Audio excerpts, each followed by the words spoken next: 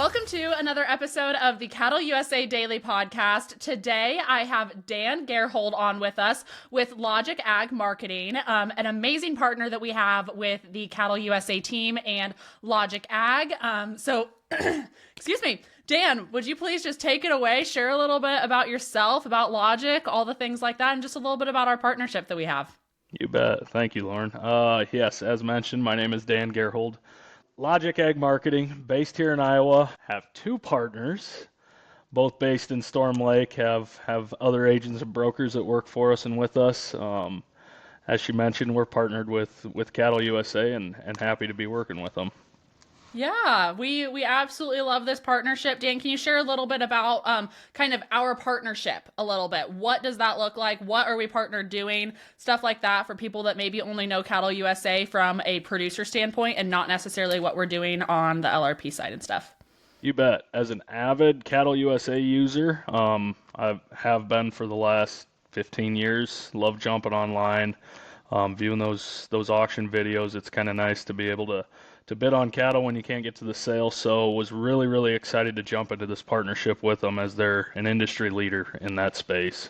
We on the commodity brokerage, LRP insurance side of things, all things markets, whether it's grains or livestock, we've made it our business to help producers from the standpoint we may not know exactly what direction the market's going to go long term, but we need to help those producers understand their risks in both directions, to be honest. Yeah, absolutely. And I think that that's just like an amazing thing that we are partnered on this, because that's a big pillar that we have at CattleUSA is truly just empowering our customers and the people that utilize our platforms and continuing to really just educate. And that's what we're here to help you guys kind of do today, is just educate you kind of on what your options are as producers in agriculture, whether you're on the crop side, whether you're on the livestock side, whatever that kind of looks like for you, to help with a little bit of that risk protection. Because honestly, we've talked about it on here before that a lot of the cattle market, grain markets, whatever you want to say, you can compare it to working the stock market sometimes. There is risk and reward with it. Some seasons you don't know what you're going to get. And then there's a lot of times that what we're getting is completely out of our control. And so the LRPs and just risk protection and stuff like that really help ease a little bit of that burden. Can you share a little bit, Dan, just about like why we started this? What is an LRP if people are like, what are you talking about? I don't know what an LRP is. Things like that. Just kind of why we're here for producers. But I'd like to start with talking about the commodity brokerage side just vaguely first. Everybody who has a smartphone right now has an app on their phone that shows them what the markets are doing. For instance, feeder cattle were up $3 yesterday, and today they're down nearly $1. So that volatility in the feeder cattle market is a thing that concerns a lot of producers. So then LRP comes along. Granted, it's been around a while, but all of a sudden the government got involved here 5 years ago and said, hey, let's make this tool better for the producers to manage that risk and withstand the volatility in these markets. So LRP comes back to plain and simple, just market price risk protection. So all we're doing is trying to, help producers understand that markets don't always go up, as they're aware.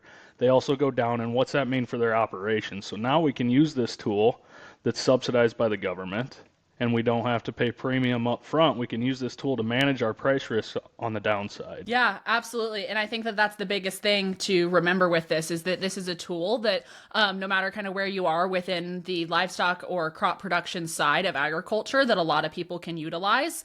Like Dana said, it's been around for a long time, but we're here to just kind of continue to educate you guys on how this tool is evolving and changing and how it can kind of impact you guys and help individual producers and just individual people within agriculture. So Dan, can you explain a little bit more about just like how producers can use this, stuff like that, how it kind of can impact their individual operations and stuff? You bet. Yeah. So LRP is available for feeder cattle, fed cattle, and swine. Great tool for all three of them, depending on the producer. I'm going to use feeder cattle as an example first. right now, if you're paying attention, it's getting to be that time of the year where we're in grass season. Guys are starting to load up with those calves that they're going to kick out on grass for the summer.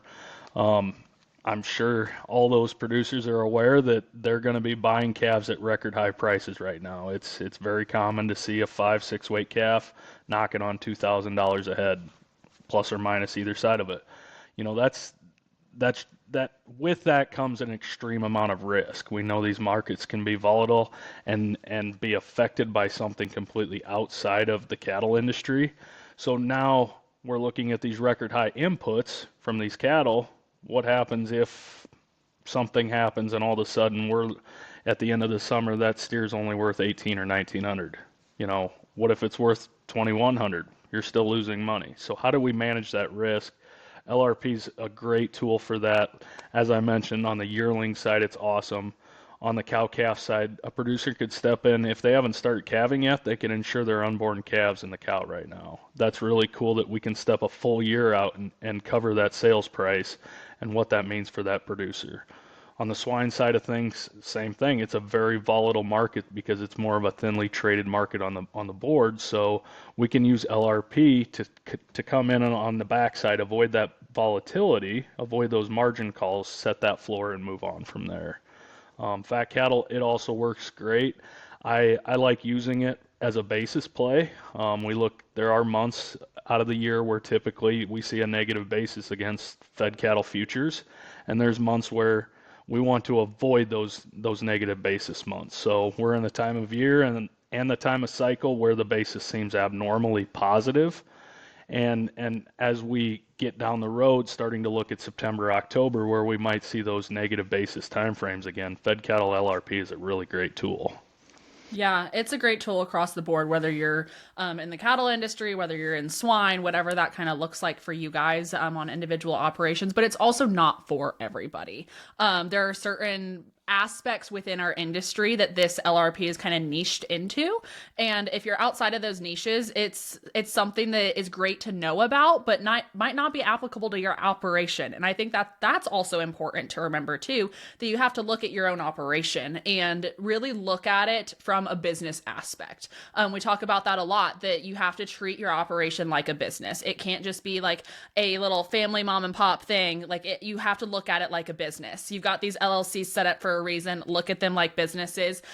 Pretend you are out like on Wall Street and you have a $1 million business, the $1 billion business, and you're analyzing your risk for the coming year. And you're analyzing kind of what markets are doing, what they're looking like, and stuff like that. And so for some people, this is a great tool to have because it just kind of adds some extra protective padding and just helps with that volatility that we see consistently in the market, kind of like what Dan was saying. We see multiple dollar shifts in the market day to day in the cattle industry that a lot of other markets don't see that big of a shift day to day. There are some out there, but not like the cattle industry. And so it just kind of helps with whether you're selling feeders, whatever you're kind of doing, it just helps with some of that, but it's not for everyone. So Dan, can you kind of talk a little bit about that? Like, who is this for? If people are listening to this and they're like, oh, hey, this is interesting. I have a cow-calf operation, but I don't know if this is for me, or I have feeder cattle. I think this might be for me, but is it for me? Type of thing like that. No, you bet. Yeah, it's not a end all risk, tool. It's we need to first and foremost educate the producer on how it works and what it matter, that's going to affect their operation. For instance, we took a lot of phone calls early on, producers first getting introduced to it. They were like, does this cover death loss? Nope, it does not. Okay, so no mortality. Does this cover poor performance if we have bad weather? No, it does not. Does this cover drought? No, there's a different product for that, but LRP is not that product. For the most part, this does cover the average rancher running cows. This does cover the average rancher turning cattle out on grass, making them yearlings this summer. It's great tools for all those guys. It does not matter on the size of the operation because you can insure one animal all the way up to more than 10,000 head of cattle. So that's a nice tool where, if a smaller producer can't use the board because it's a 50,000 pound contract and they only own 30 head of mama cows, that's not a great fit on the board. LRP is a great fit for that person. Yeah, absolutely. I think it's just one of those situations where as you continue to develop your businesses and look at long-term projections and stuff like that, which I hope all of you are doing, I hope that you're sitting down and letting yourself at least do yearly reviews on your business, if not quarterly reviews, and really developing it as a business. These are things that you can start thinking about as you continue to go down that road, whether you're an operation that's 10th generation or you just have 100 cows in your backyard or 50 cows or whatever it may be, looking at that as an option to continue just evolving your business. Dan, as we kind of like wrap this up and stuff like that, we're obviously going to be talking about this partnership more often on this podcast and kind of just different educational aspects that ranchers can use within this, or just different areas that you and I are knowledgeable about that, hey, we're going to come here and we're just going to talk about them, even if they're not related to an LRP and stuff. What kind of other ways that we're going to talk about educating our consumers and not our consumers, our producers and stuff as we continue to just chat more about these, just like maybe a little like, hey, this is kind of some other topics that we're maybe going to start talking about down the road. Yeah, no, it's, we're going to probably start diving more deep into the markets as we get into this stuff. There's a lot of information out there when it comes to these markets that, people don't look at. Box beef prices are a common one that they do. Kill numbers are a number, that's more important than anything, in my opinion, is watch that kill number, and a lot of producers don't pay attention to it. So we're going to start diving deep in, educate stuff like that. Anybody can pull up the markets and look to see whether they're up or down, but let's actually talk what does these markets mean for your operation. If you're buying a $2,000 calf, now all of a sudden we're protecting them at $2,300. How does that look for you? If we start spelling some of that stuff out. We strongly encourage people to sign up for the newsletter. It comes out every day, 3:30, 4 o'clock in the afternoon. A lot of times there's educational pieces in there, both on how LRP works and on educating them about market knowledge, what stuff we're looking at. We strongly encourage it. It also includes the daily LRP quotes that come out, so producers can start thumbing through those, and when they decide they like a price and they want to try it, they can pull the trigger.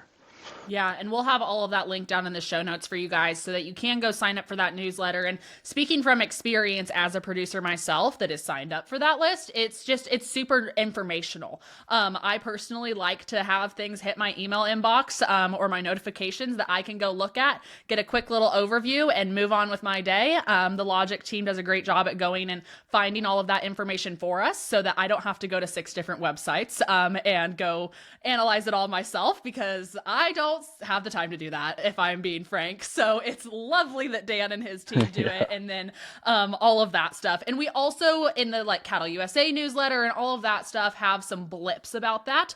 The Logic newsletter goes into a little bit more detail on things like that. So we'll make sure that we have all of those linked in the show notes for you guys so that you can go sign up for them. And I'm excited that Dan and I are going to be able to continue to come on here and talk a little bit more in detail about these markets, about things that we are seeing, horizon things that are coming up, and just analyze things maybe in a little bit of a different lens for you guys to kind of at least take some really complicated information sometimes and be like, hey, this is what we're seeing and this is how it impacts you.